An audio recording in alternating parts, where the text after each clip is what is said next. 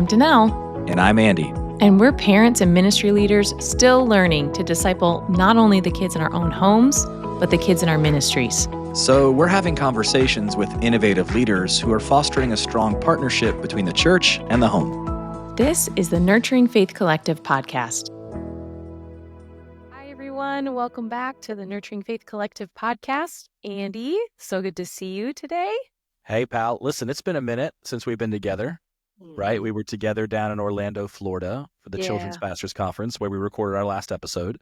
And I know, the listeners don't know, but you and I both know that we've been individually sick since we've come home from Florida. Yeah, pretty much. It's been a little rough. Yeah. So I don't know. I mean, there's a potential that park hopping all 4 parks in one day did Not a good something idea? to my body. Maybe not your best plan. Right? There are consequences for our decisions. But Was yes. it worth it? Yeah, absolutely. Maybe not. Absolutely. You should tell everybody someday about all the souvenirs you collected, by the way. So many. It was a great day. But more than that, it was an amazing conference. It was so fun to be together with other leaders from the Nurturing Faith Collective, other leaders from Bethel, other leaders from really across the world who are all in family ministry. I came home so filled, not just relationally from seeing you all, but the worship that we experienced, the learning that we experienced. It was a great week. Snacks. Yeah. Like I walked in one night and they just go, here's a Mickey pretzel. Awesome food. Like here's a You're Mickey pretzel that you have to pay best like $9 for in the park. Yeah. So that's why we go every year. It's for the snacks and for the snacks, the community and the worship and the training and the equipping and all the things. Well, yeah, when we were there, we got to have a wonderful conversation with Dr. Denise Muir-Keesbo. Man, that lady is amazing. I know. And, we have gotten the pleasure of being in class with her. We've gotten the pleasure of talking to her outside of that context. And for me to know that the listeners of the podcast got to hear a little bit of who she is, her story, her heart for ministry, her wisdom, how she has trusted God for so long to lead her through these things. I was so grateful for this opportunity, this platform that people could hear from her. If you haven't had a chance to listen to that episode yet, you have got to go back and listen to it. The conversation that Andy had with Dr. Denise Muir-Keesbo is so good. Yes. And on today's episode, we're excited to introduce you to another member of the Nurturing Faith Collective, and that's Jeff Weldon. He is the next-gen pastor and church planter at Belonging Community Church in Urbana, Maryland. He and his wife have planted this church together. She is lead pastoring. He is handling all of the next-gen family ministry, children's student ministry. And we got to hear a lot of his experience of planting this church, some of the amazing wins that they have, and also some of the struggles that they have. And so I can't wait for folks to hear his story. He was really honest. I think that was my favorite part. I think that was probably my favorite part. I love when a leader is honest and transparent, and there was no bravado to it of like, I am this expert church planter, because I don't think those words can go together in a sentence. Right. No one is an expert at church planting. So let's jump right into it. You all enjoy this conversation with Jeff Weldon. Hey, Jeff, we are so excited to have you on the podcast today. Man, we have so many exciting things to talk about. So let's jump right in. Yeah, glad to be here, guys. Well, Jeff, we would love to hear more about you, about your family, what you do in ministry. Just clue us in on what you're up to and what we can learn about you. Yeah, so I'm in kind of a weird place in ministry now. My wife and I just planted a church. It's 4-month-old baby church in Urbana, Maryland, called Belonging Community Church. Brooke, my wife, is a lead pastor of that. I do all things next gen, and I'm bivocational right now because it's still a baby church. So I'm doing some substitute teaching at a Christian school. We've got 5 kids between like 6th grade and 22. So we're busy. We're busy people. So is it when you have a 4-month-old church plant, do you sleep the same amount as you do when you have a 4-month-old baby? It's something like that. Yeah. I bet you're in a fog. What are we doing? What are we Hey, doing? man, thanks for just knowing where you are today. Yeah. Are you at home? Do you know where you are? Okay. I'm in my home office, so that's a pretty rare occasion right now. But yeah, I'm actually like in a home office. There's aren't kids running around, and it's quiet. It's awesome. That's amazing. Would you tell us a little bit about how we know you? Like, what's our common thread here? Yeah, so we at different times we're at Bethel Seminary getting a Master of Arts in Children's and Family Ministry degree. I got mine earlier than you guys. I'm older than you guys. Yeah, you're the old So vet. I graduated. What's that say? 2012. It's up there. So 2012 I graduated. I think you guys were there after me, and so yeah, we've all some of those common experiences. Yeah, And of that's course, amazing. now we work together through the Yeah. Nurturing Faith Collective. Do you want to share a little bit about we've shared how we're contributing to the collective through the podcast, but what team are you on? What role are you serving in? Yeah, so I'm on a curriculum and resource team, and one of the things that we want to have up on that website are some free resources for children's ministry leaders to be able to equip parents in this partnership, also directly for parents to be able to do some of that work at home on passing faith along to the next generation. And so I'm working with Dee, and we are getting resources together to get on that website for leaders and for parents to partner together in this family discipleship thing. Yeah, and Danella, as we've discussed in the past, we have no need for any more help. We don't need any resources. We're nailing parenting right now. No, of course we're not. Of course we're not. I also want to point out, Jeff, thank you for wearing something different than a green sweater today. So I don't know if maybe this was on purpose or not. No, it is my favorite color though. So It's Maybe there was an email that told me to wear it, and I just ignored it. I don't know. I'll No, have to specify. it's okay. So how do you make the jump from children's and family ministry to, hey, I got an idea. Let's go start a church together. And I'll own all of that and own, co-own a lot of the church planting. Yeah, for us, it was my wife heard, and then she tapped me on the shoulder and said, "Hey, guess what God told me?" So, so I got to come along for the ride, but yeah, about a couple of years ago, she kind of first heard that nudge from God, like, "Hey, there's a town, it's 10 minutes away from our house. It's got 20,000 people in it, and there are no churches in it." And I think God wants us to start one. And at first, I thought that's crazy with that. I would never do that. But God started work on me as well. Heard that call. We partnered with an agency called Stadia that does church planting. We went through a whole year-long discovery process through them, and they eventually gave us the go-ahead and said, "Yeah, you're ready to do this." And then so we began doing the work, and Brooke did a lot of the heavy lifting on finding people to support us and donate equipment and finding a place for us to meet and all those kind of things. And then I got to do what I do best, and that is really focus on the kids and family and next gen part of this, and really kind of pour my experience and expertise into that limited area of it, while kind of dabbling in all the other areas too. So it's been quite a roller coaster for the past couple of years getting this thing off the ground. It's cool that it's open, and it's any emotion that you could feel. If you had an emotion dartboard and you just close your eyes and threw a dart at it, you'd be feeling that kind of all at the same time. So That's amazing. So the thought that I just had was, how are your kids adjusting to this? We know, church planting is a huge commitment, but so is parenting. Yeah, and so the kids are all in on this church plant thing as well. So they're setting up stuff in the morning, and my teenage daughter is the pro presenter slide master. My 7th grader leads preschool. I mean, they're kind of all in on this as well. I think they're doing good. It's been kind of an interesting part of what we do as church planters is also investing in them and trying to make sure that we're spending the time that we need, the quality time that we need with our own kids, helping that disciple them, and not just pouring into the church at large. One of the great things we did is we took that week between Christmas and New Year's off, and we just all went away together. We didn't do anything real special. We were in some little town in Kentucky and went to the birthplace of Colonel Sanders and did other kind of wacky things, but it was so good just to be able to focus in, spend that time together. So they're doing good, and you know, in many ways we're making memories for life and this Right. crazy adventure that we're on. Mm-hmm.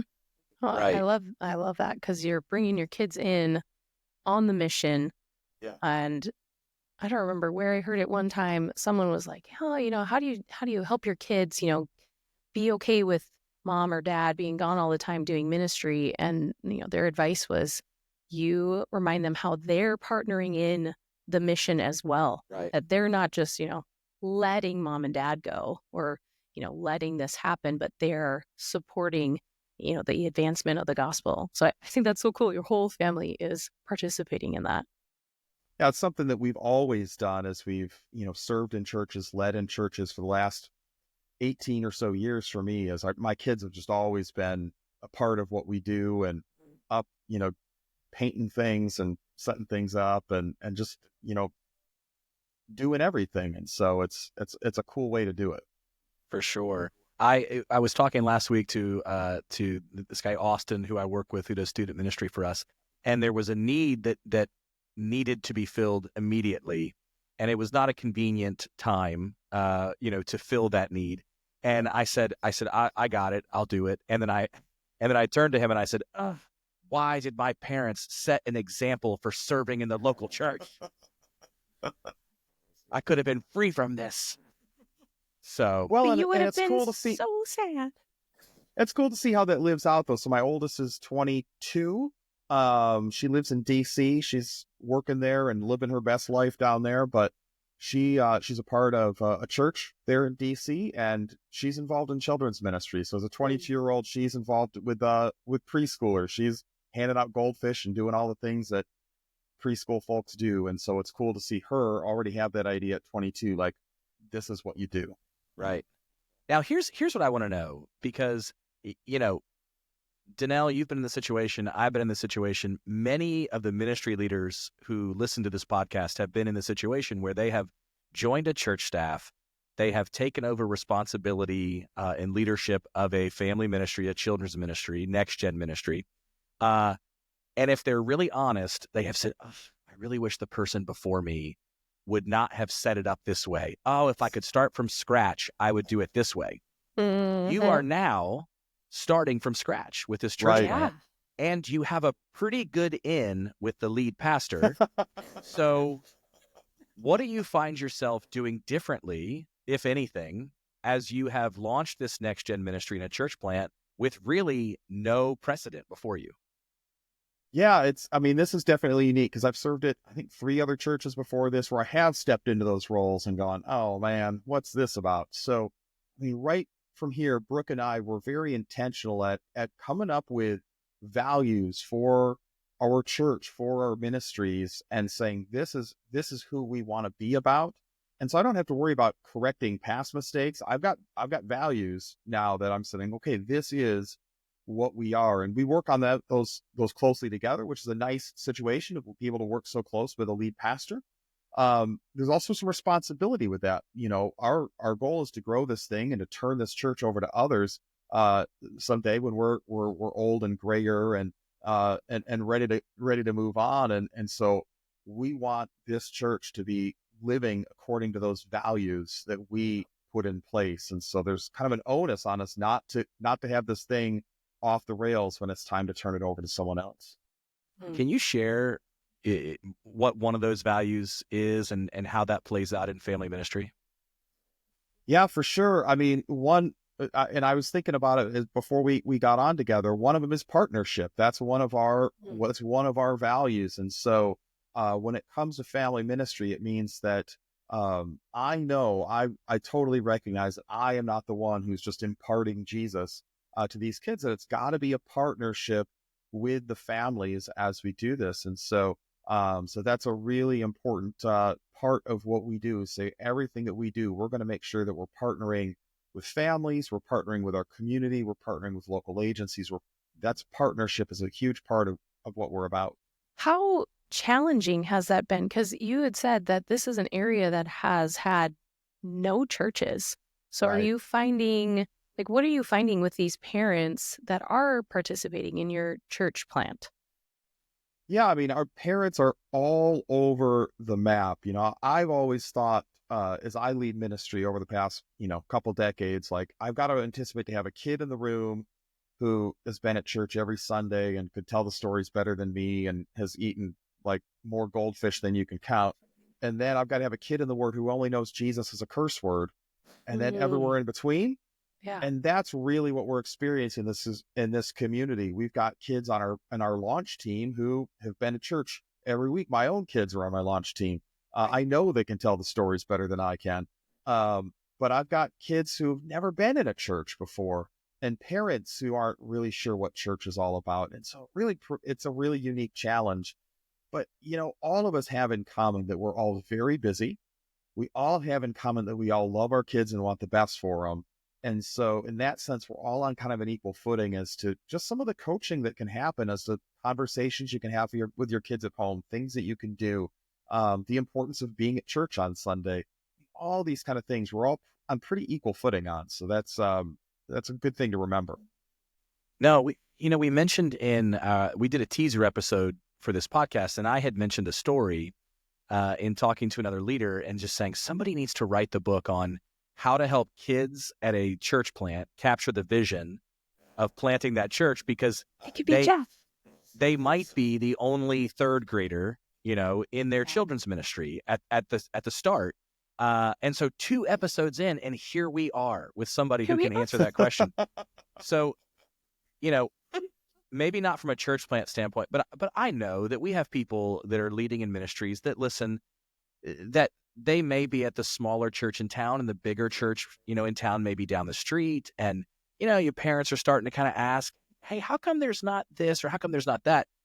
And, you're trying to help kids understand, oh, listen, there might only be 5 of you, but here's the really powerful thing we can do because there are 5 of you. So how have you guys really helped kids and students capture the vision of this church plant, and not just their parents?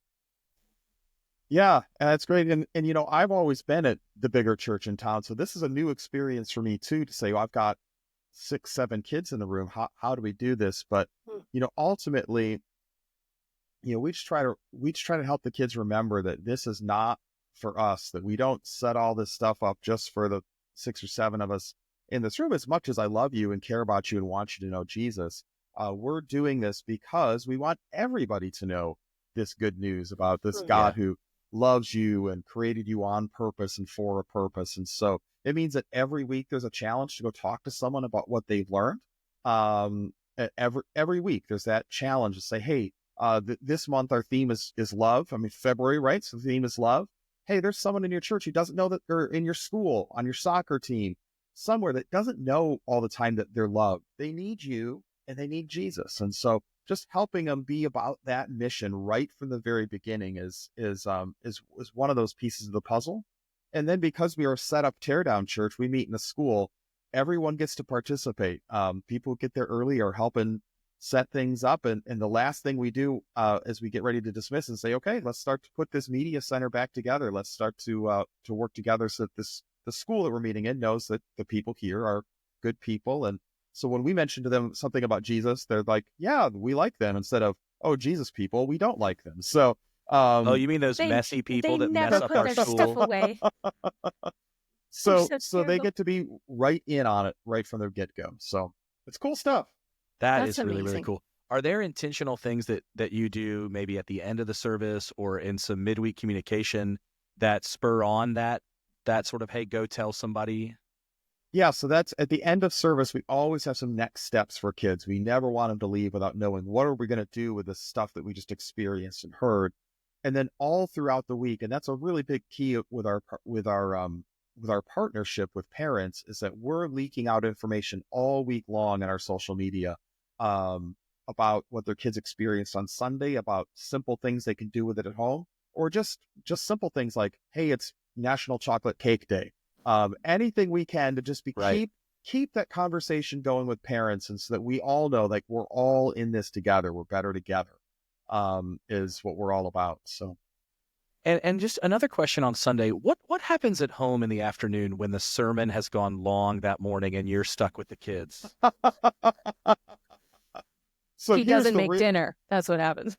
You're not I here. am the one who makes dinner. I know. Uh, but actually, Brooke is really, really good at, and that's just something that we hold in common and saying, hey, we want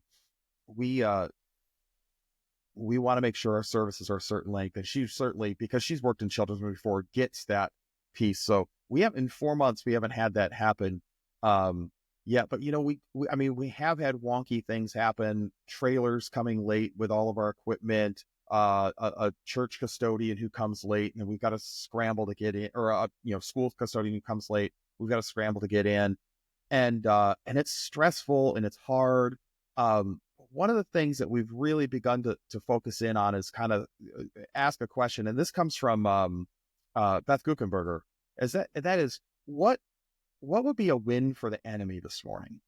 What is the enemy's agenda for our church service? And we started to just ask each other that question during the week, Saturday night, and oftentimes it comes with distraction, it comes with division, it comes with some of those kind of things. So now when some of those things happen, when someone doesn't unlock the door they're supposed to unlock, and we're scrambling around trying to find it, when my middle schoolers who helped me set up start fighting about who's going to clip the little yellow clips on the play panels right, or whatever it is, we start to see, hey, you know what?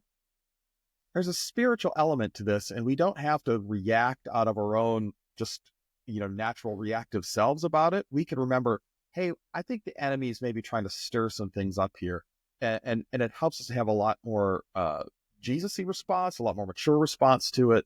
And to be able to look back at the end and say, oh yeah, that did happen, and look what came out of it. So that's really been something we've been doing the last couple of months, and it's just been transformative into what we're doing and how we can react on Sunday afternoons. I love that so much. I mean, it is such a perspective shift to take what could be an annoyance, what could be a stressor, what could induce some panic, and it's really even spoken more to vision of what we're after together. That's really good. Well done on that. I would imagine those types of stories, those types of moments create some of the best magic, in what y'all are doing.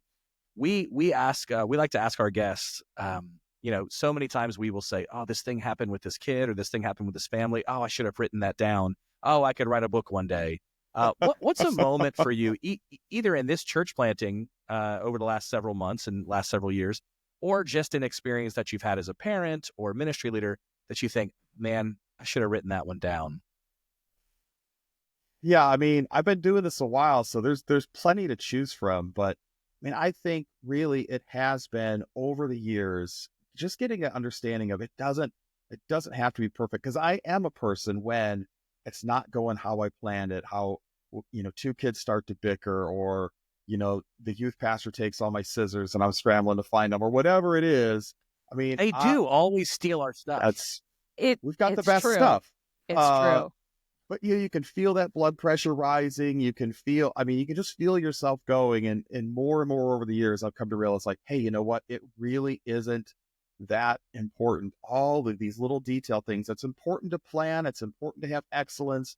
But you know what? It's even more important to just stick in there with the Holy Spirit and say, okay, I'm not alone on this. Let's do this. And the Holy Spirit can overcome all kinds of things, even lack of scissors. And I think that's the thing that I've learned the most. It's the thing that I wish that I knew 18 years ago as opposed to now, is that I don't have to be so anxiety ridden over every little thing being perfect.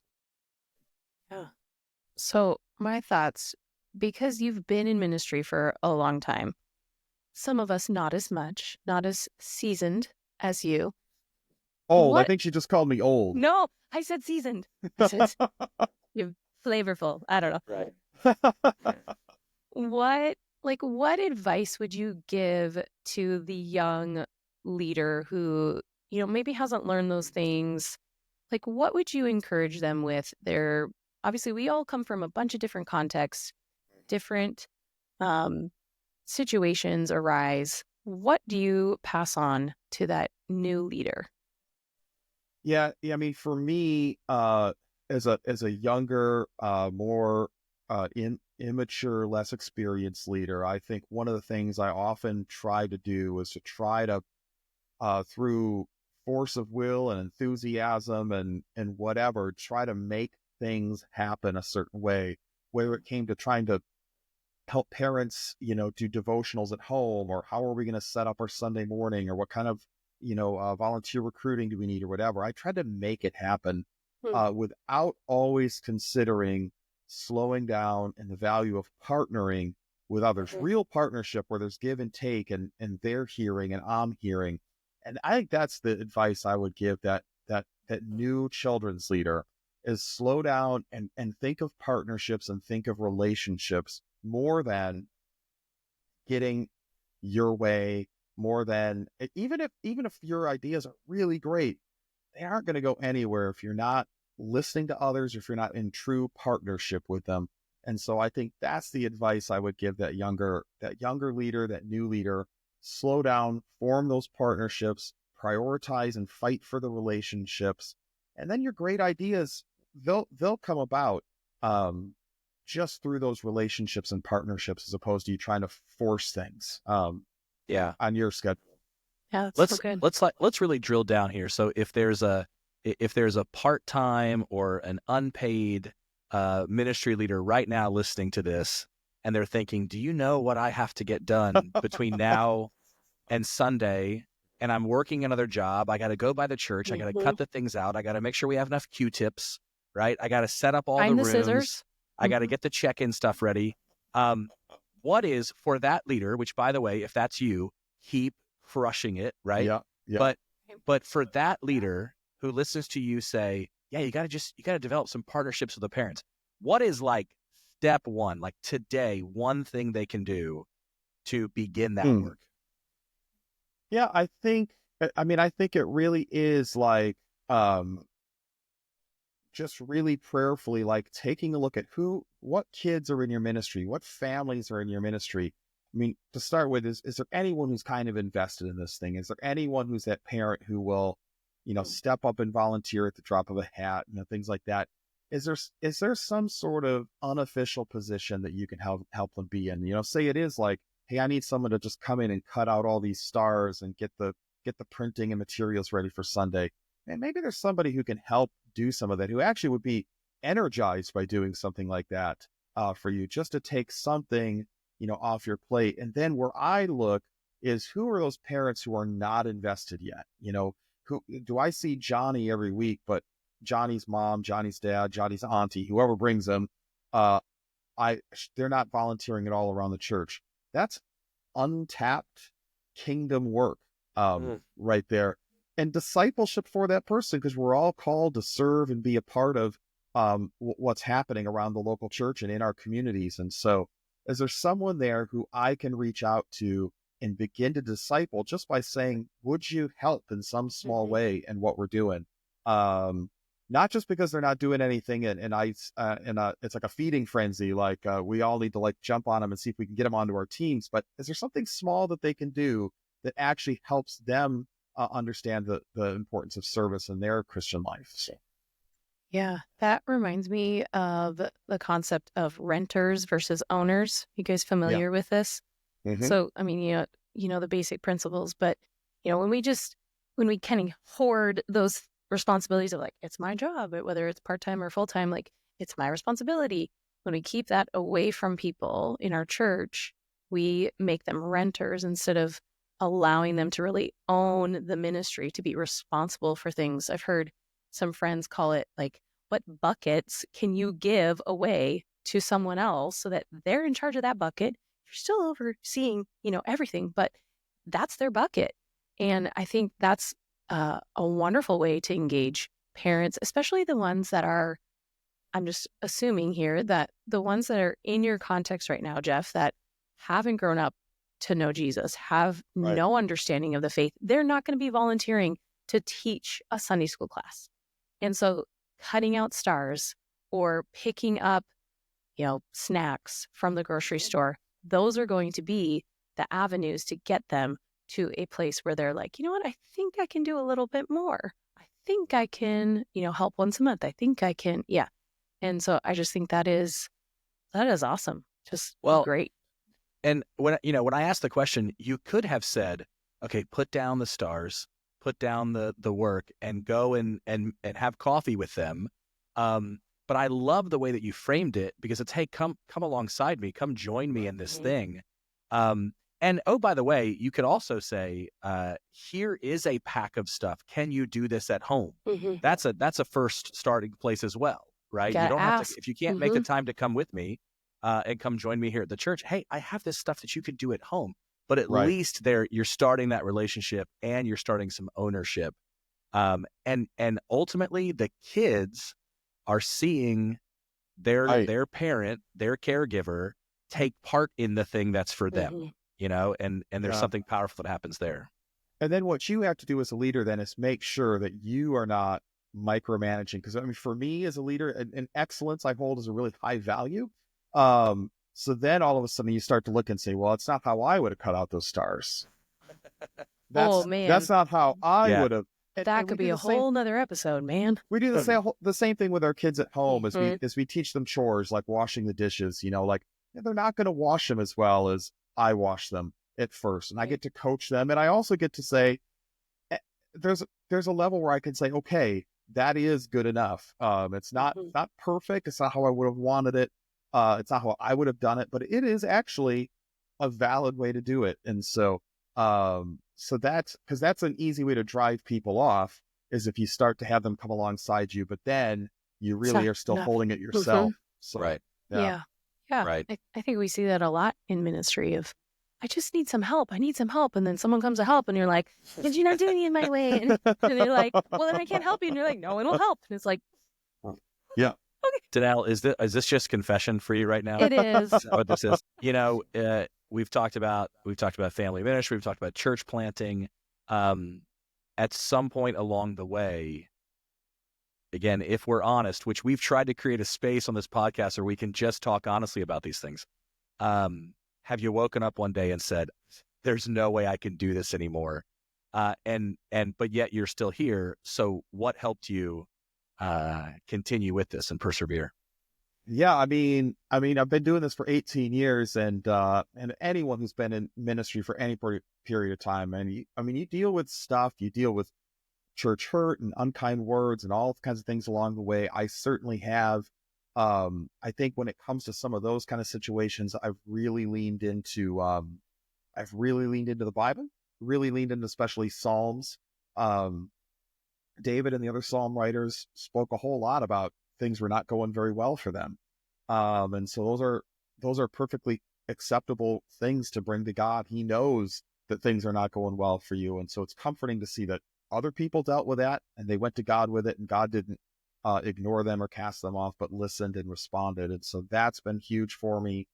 In this church planting season, I mean, Brooke and I will wake up on any given day and look at each other going, that's it, we're done. But this is too much. It's a lot of stuff. It's a lot. And but just remembering God's call and that and his and his call to this mission, I think it is a great reminder for us. Like, yeah, this is difficult, but God did call us to us, and He didn't call us to fail. So it really is leaning into God in those seasons for me.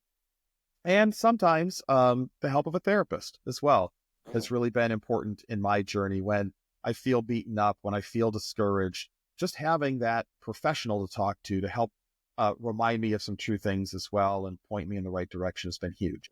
Well, and that just goes back to you saying, don't do this alone. Yeah.